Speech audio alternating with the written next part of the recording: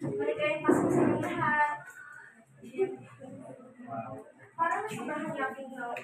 Parang sobrang yaking natin. Ibigay ko na natin sa bagong kapitbahay natin. Charlo. Tao po. Ano po yun?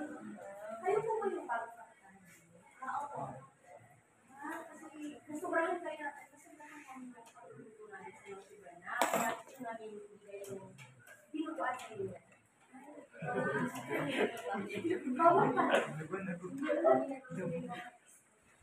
Hindi pa natin yung Pasko ang hindi. Hindi ko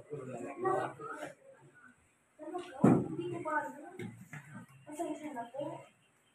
Parang nagkamali po ata ako. Ano po ibang bawas sa inyo?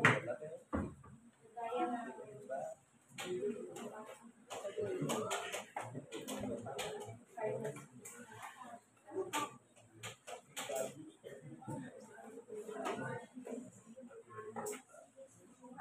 marami sila po. Kung hindi ka kasi ano mga bawas sa inyo. Salamat